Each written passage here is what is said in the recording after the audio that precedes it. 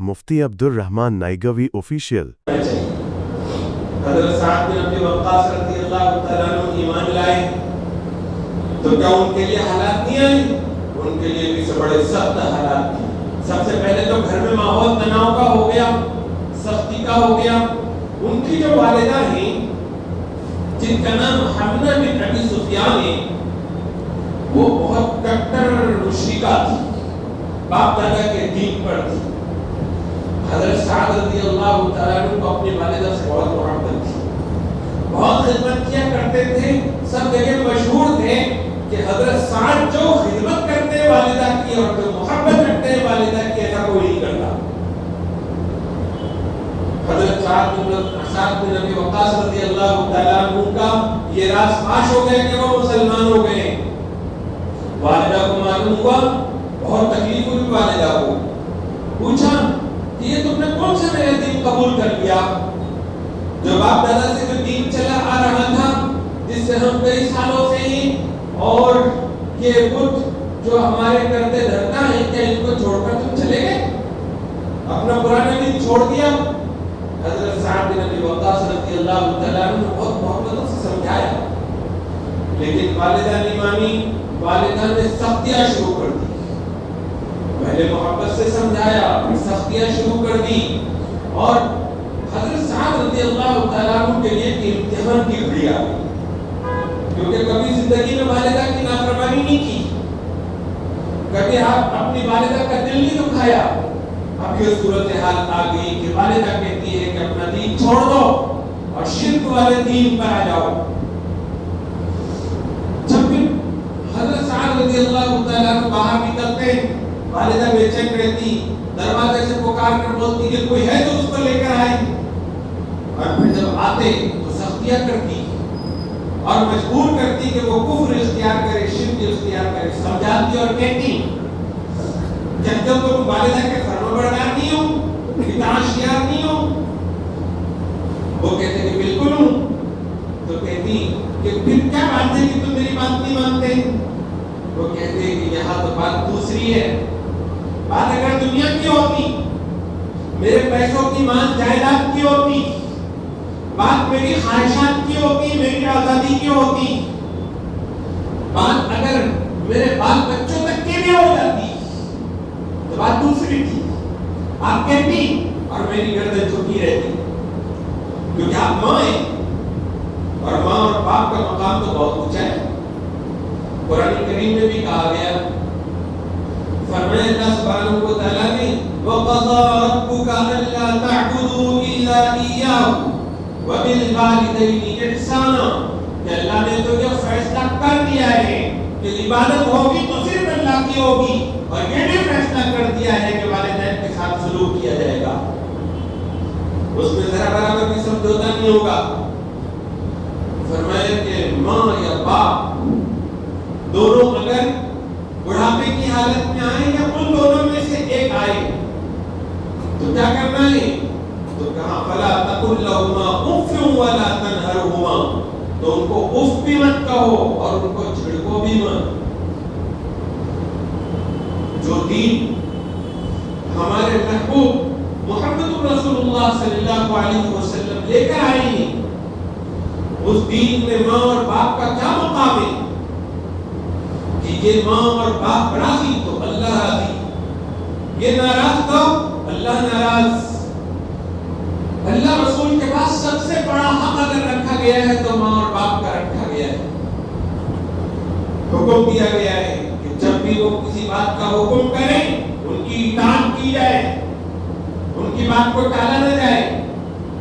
جائز امور میں ان کی اطاعت واجب کا درجہ رکھتی ہے، جیسے وہ کہیں کہ 9 بجے گھر میں آ جانا، اور 9 بجے آنے میں کوئی گناہ نہیں ہے، تو پھر اب یہ حکم واجب درجے کا ہے، اگر نہیں مانیں گے اللہ پکڑ فرمائیں گے۔ وہ کہیں کہ فلان جگہ پر مت جاؤ، فلان کو دوست مت بناؤ، اگر اس کو دوست نہیں بنانے میں کوئی گناہ نہیں ہے تو پھر والدین کی اطاعت واجب ہے۔ نہیں مانیں گے اللہ کے پاس مجرم ہوں گے اور نافرمان اولاد میں شمار کیے جائیں گے۔ اور پھر ماں ہے، باپ ہے، انہوں نے جنم دیا ہے، ان کے بڑے حقوق ہیں. اب اگر وہ تھوڑا سا اگر بگڑ جاتے ہیں، کوئی بات ان کی زبان سے الٹی سیدھی نکل جاتی ہے، تو اف بھی مت کرو.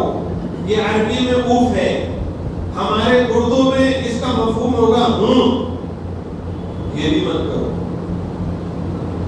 اس سے بھی کم درجے کی تکلیف دینے والی چیز ہوتی نا ماں باپ کو، تو قرآن اس کو بھی حرام کر دیتا. معلوم ہوا کہ ماں اور باپ کو وہ کہہ کر کہنا اور ان کو جھڑکنا یہ حرام ہے. کتنے ایسے بچے جو صرف اس وجہ سے کہ ماں باپ ان کو روکتے اور ٹوکتے، صرف اس وجہ سے کہ باہر گھومنے پھرنے نہیں دیتے، صرف اس وجہ سے کہ من مرضیاں نہیں کرنے دیتے، صرف اس وجہ سے کہ وہ کہتے ہیں کہ پڑھو، کام کرو، وہ اچھی چیزوں کی تعلیم دیتے ہیں. اتنی بات بھی بچوں کو آج برداشت نہیں ہوتی. ہے کون؟ ہے ہم اللہ کے رسول کے غلام. ہے کون؟ اسلام کے ماننے والے. تو کیا قرآن کریم حکم نہیں دیتا کہ صاحب ماں اور باپ کا مقام اللہ رسول کے بعد سب سے بڑا مقام ہے. ان کے سامنے تو نیاز مندی کے وَخْفِضْ لَهُمَا جَنَاحَ الذُّلِّ مِنَ الرَّحْمَةِ، ان کے سامنے تو نیاز مندی کے ساتھ اور ان کی محبت اور رحمت کے ساتھ کانے جھکے ہوئے رہنا چاہیے. ماں باپ کے سامنے تو جھکے ہی رہنا چاہیے. یہ آج کا ماڈرن زمانہ آیا، اس کے اندر ماں بھی اور باپ بھی اپنا وقار کھو بیٹھے ہیں. ہنسی مذاق ایسی کرتے ہیں ایسا لگتا ہے کہ اس گھر میں کوئی باپ ہے کہ سب بھائی بھائی ہیں. باپ اپنی عزت نہیں رکھے گا، گھر میں وقار نہیں رکھے گا، ماں اپنا وقار نہیں رکھے گی، بچے پھر کچھ نہیں گرنے والے. جب تربیت ایسی ہوگی جیسے انگریز لوگ کرتے ہیں، تربیت ایسی ہوگی جیسے دنیا میں من مرضیاں کرنے والے لوگ کرتے ہیں، تو پھر یہ بچے نہیں ہوں گے بلکہ باپ ہوں گے. ہر چیز میں دبائیں گے. بات کرنے میں بھی ایسے انداز میں بات کریں گے کہ ایسا لگے گا کہ ان کا باپ بیٹوں کا رشتہ ہے ہی. ایک دم سے فحش گفتگو، ایسی گفتگو جو شریف لوگوں میں نہیں کر سکتا آدمی، وہ اپنے بیٹے کے سامنے کرتا ہے. بیٹی اپنی ماں اپنی بیٹی کے سامنے کرتی ہے. اور بھی دیگر معاملوں میں ہم لوگ اصل میں اپنے بچوں اور بچیوں کی اسلامی خطوط پر تربیت نہیں کر رہے ہیں. ہم لوگ اپنے بچوں اور بچیوں کو اللہ کا باقی بنانے والی تربیت دے رہے ہیں. اللہ سبحانہ و تعالیٰ سے بغاوت والی اور اللہ کے ساتھ اللہ کے دین سے دور جانے والی تربیت کرتے ہیں. ہونا تو یہ چاہیے کہ والد اگر چوراہے پر کہیں کھڑا ہو، بچے کی ہمت نہ ہو کہ وہاں کھڑے رہ سکے اپنے باپ کے احترام کی وجہ سے. گھر میں آئیں تو بچوں نے باپ کا احترام ملحوظ رکھنا چاہیے. کسی فنکشن میں پروگرام میں ہو، دسترخوان پر بیٹھے تو بچے نے بے تکلف ہو کے نہیں، پورے ادب احترام کے ساتھ بیٹھنا چاہیے ماں باپ کے پاس. عزت کرو اپنے ماں باپ کی. جو لوگ اپنے ماں باپ کی عزت نہیں کرتے، اللہ رب العزت ان کو دنیا میں کوئی حقیقی عزت نہیں عطا فرماتے.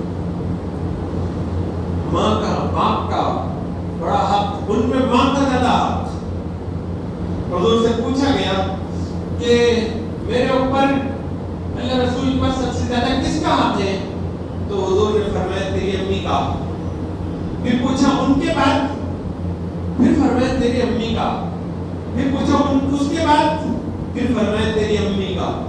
پھر چوتھی مرتبہ پوچھا صحابی نے اس کے بعد؟ حضور نے فرمایا تیرے ابو کا.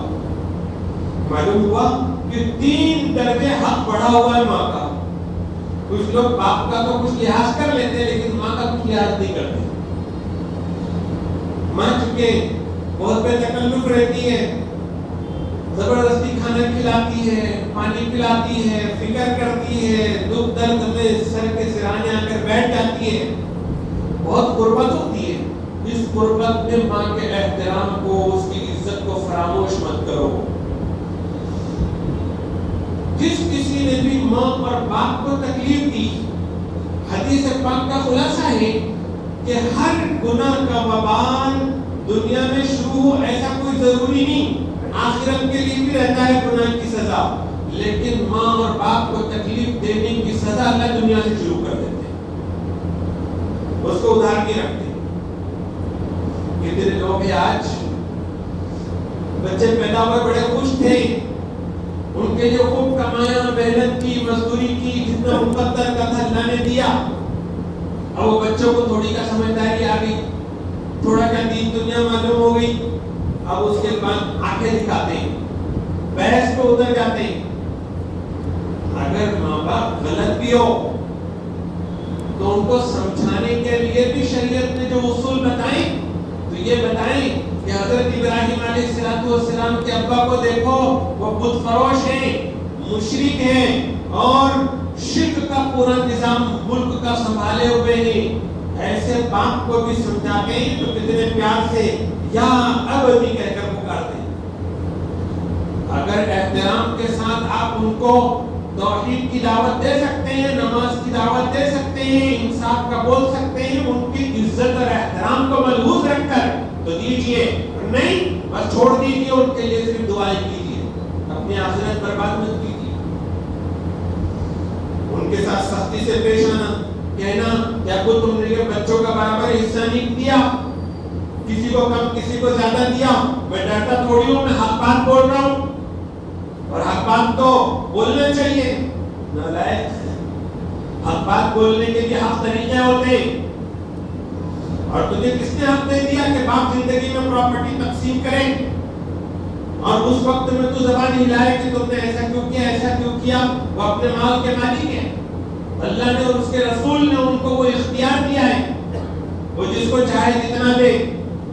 اگر کوئی باپ ناانصافی کرے گا اپنے اولاد کے درمیان تو اس کے باپ مت بنو، ان سے اوپر اللہ موجود ہے، وہ انصاف کرے گا قیامت کے دن، لیکن تم کو حق نہیں ہے کہ ان کی ناانصافی پر انگلی اٹھائے۔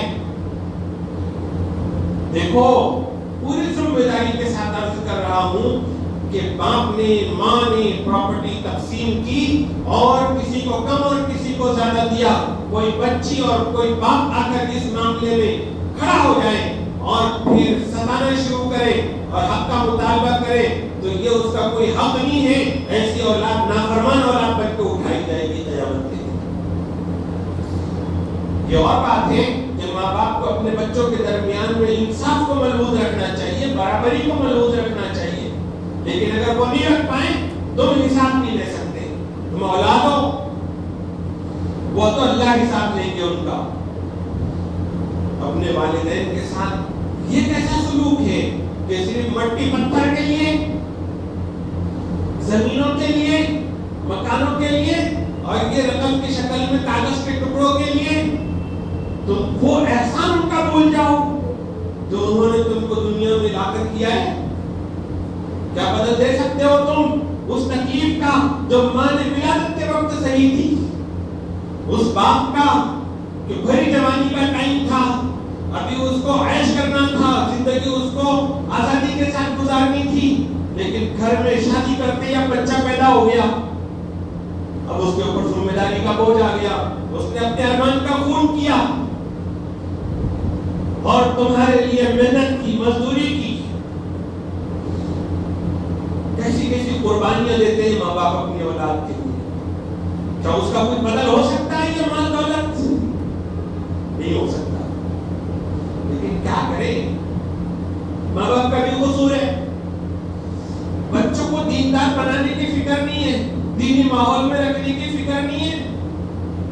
ہر جگہ پر اللہ نے ایک مسجد رکھی ہے، اہل ایمان کو اللہ توفیق دیتے ہیں، جس جگہ جاتے ہیں مسجد بناتے ہیں، مسجد میں امام ہوتے ہیں، مؤذن ہوتے ہیں، مسجد میں جماعت آ کر ٹھہرتی ہے، تعلیم ہوتی ہے صبح شام کی، بیانات ہوتے ہیں، تفسیریں ہوتی ہیں۔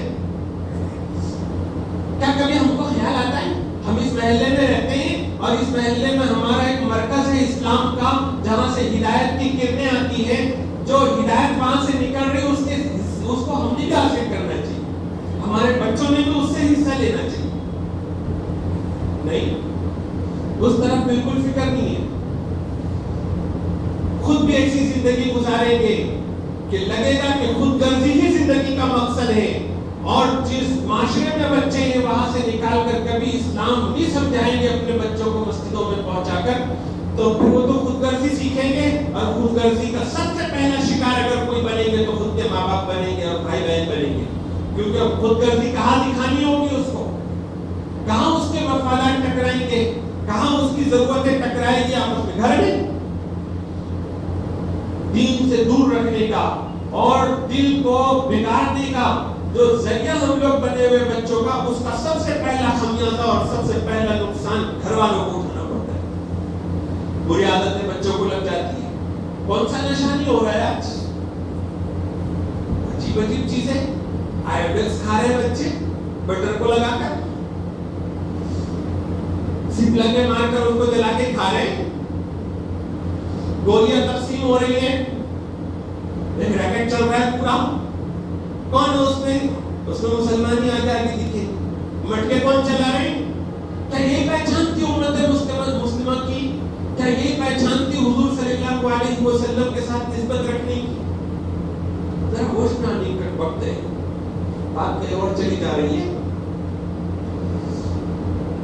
حضرت سعد بن ابی وقاص رضی اللہ تعالیٰ عنہ کے لیے امتحان کی گھڑی ہو گئی۔ ایک طرف ماں ہے جن سے بہت زیادہ محبت ہے اور ان کا دل نہیں دکھا سکتے، ان کی نافرمانی نہیں کر سکتے، دوسری طرف رسول اللہ صلی اللہ علیہ وسلم جن کے پاس دل لے آئے اور ایمان کا خاصہ یہ ہے کہ ایمان جب آتا ہے تو ایمان میں سرکار کی ایک خاص جگہ بن جاتی ہے دل میں، جو عشق پیدا ہوتا ہے، جو محبت ایمان کی نسبت پر حضور سے ہوتی ہے، پھر وہ محبت ہر چیز پر غالب آتی ہے، اللہ کی محبت جو آتی ہے وہ ہر چیز پر غالب آتی ہے۔ دنیا کے امتحان کتنے بھی آ جائیں، ہر جگہ پر سچا ایمان والا ہوگا، سچا عاشق رسول ہوگا، سچا عاشق الہی ہوگا، ہر امتحان پہ بامراد نکلے گا۔ حضرت ابراہیم